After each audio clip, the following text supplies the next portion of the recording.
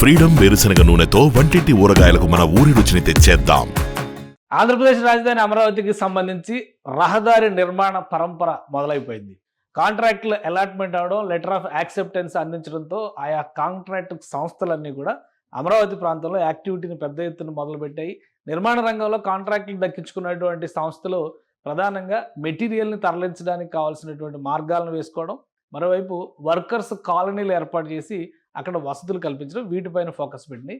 ఇక అతిపెద్ద రహదారి వ్యవస్థల్ని మానిటర్ చేయబోయి వాటిని నిర్మించబోయేటువంటి సంస్థలు కూడా భారీ యంత్ర సామాగ్రిని ఆ దిశగా తరలిస్తున్నాయి. E4, E5 అంటే సీడ్ యాక్సిస్ రోడ్డుకి అతి సమీపంలో ఉండేటువంటి ఈ రహదారి మార్గాలపైన ఇప్పుడు పనుల పరంపర మొదలైంది. ఒకసారి విశ్లేషిద్దాం, ఎక్కడ ఉన్నాయి, ఏ రూట్లో వస్తాయి ఇవి అనేది విశ్లేషించేటువంటి ప్రయత్నం చేద్దాం. ఇది అమరావతి రాజధానికి సంబంధించినటువంటి రోడ్ మ్యాప్. ఈ రోడ్స్ అన్నీ కూడా స్క్వేర్ కట్స్ లాగా కనిపిస్తున్నవన్నీ కూడా రోడ్సే.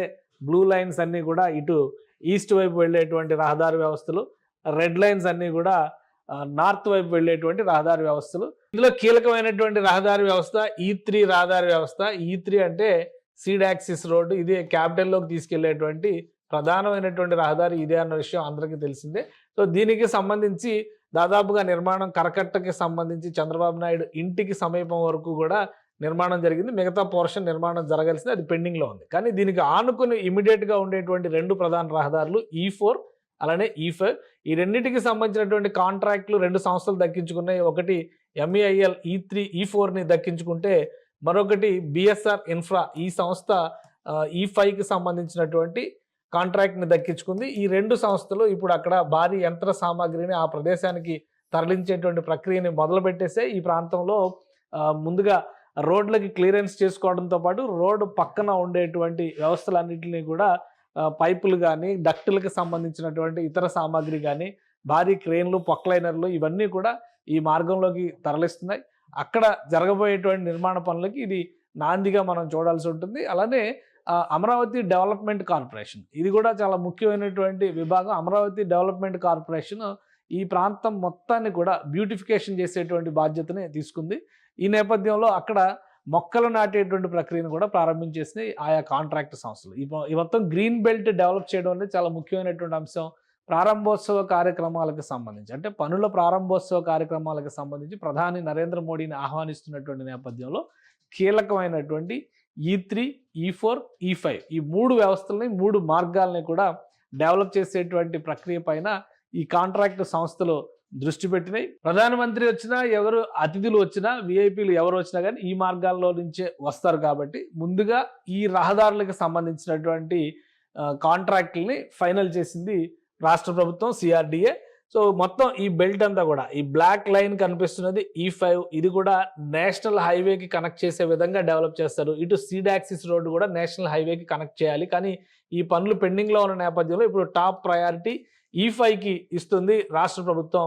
562 కోట్ల రూపాయలతో ఈ ప్రాజెక్ట్ని BSR ఇన్ఫ్రా దక్కించుకుంది. ఆ సంస్థ దీనికి సంబంధించినటువంటి డెవలప్మెంట్ యాక్టివిటీని మొదలుపెట్టింది. ఇక E4 అంటే E3 తర్వాత కనబడేటువంటి మార్గం ఇది E4. E4కి సంబంధించి చూస్తే కూడా 514 కోట్ల రూపాయల వరకు దీనికి వాల్యూమ్ కనిపిస్తుంది. ఈ రెండు రహదారులు కనుక నిర్మాణం పూర్తయితే ఇటు నేషనల్ హైవే 16కి కనెక్ట్ అయ్యేందుకు కావాల్సినటువంటి మార్గం ఇక్కడ ఏర్పడుతుంది.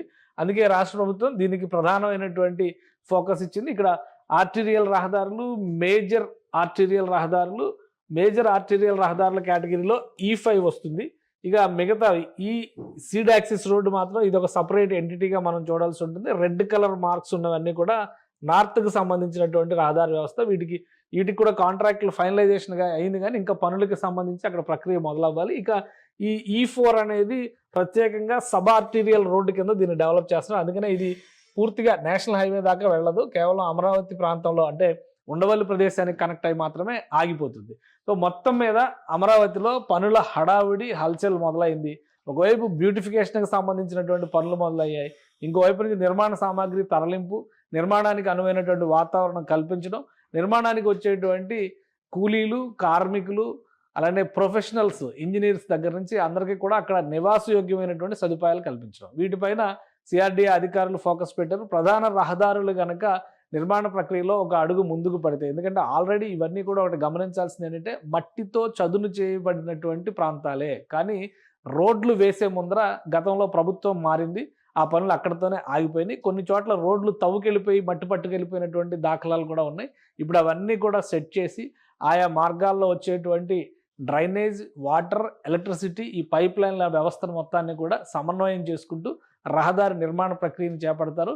ఈ రహదారులకి అటు ఇటు కూడా చెట్ల పెంపకం, మొక్కల పెంపకం, గ్రీన్ బెల్ట్ల డెవలప్మెంటు, సుందరీకరణ పనులు కూడా ప్యారలల్గా అమరావతి డెవలప్మెంట్ కార్పొరేషన్ కాంట్రాక్ట్లు ఇచ్చినటువంటి సంస్థలు ప్రారంభించేస్తున్నాయి.